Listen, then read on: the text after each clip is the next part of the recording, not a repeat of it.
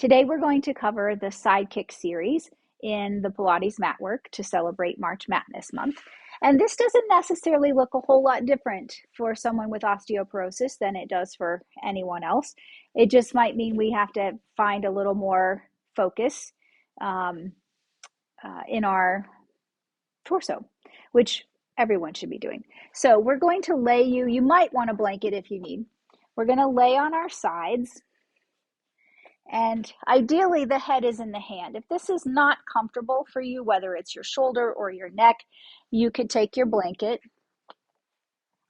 and place it underneath your head for a little support. I'm going to take that away though. So I would like to have a straight line from my shoulder to my tail. And then my legs could swing forward, 45-ish degree angle. If this feels sort of precarious, and like you're going to have it's wobbly, you can bend that bottom knee for a little extra support. But I want to lay right on the sticky outy bone of my underside. So it's your trochanter. You're going to lay right on that side seam. We're going to contain ourselves so that our ribs aren't sticking forward, but we're also not like hunkered and pushed back. We just want a neutral spine. And then our leg is going to be at the height of our hip. This hand is here for support.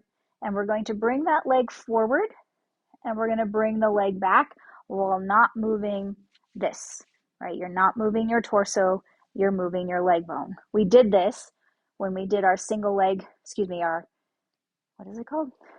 Single leg circle. The stretches we did with the TheraBand, right? We lowered our leg and we lifted our leg, but we were laying flat on the floor. So if there was a wall behind me, which there is, but I'm not touching it, I'm not moving my back, I'm moving my leg. We inhale to the front, exhale to the back, nice and steady. Inhale to the front, exhale to the back. And we do about 8 forward and back. I wasn't counting. Then we're going to bring our leg back out to that sort of 45-degree angle. We're going to turn our thigh bone inward and outward. And it's not moving your pelvis, you're moving your thigh bone. And then we're going to leave it turned out sort of ballerina style. I don't have a ton of turnout. I'm going to lift my leg a little and lower it. I'm not really moving my pelvis. I haven't changed my ribs. I'm moving my leg bone. You're going to feel some work back here. And down. We breathe in to come up, out to go down. It could be the reverse. Don't freak out. And we do 5 to 8. And I'm going to call this one 8.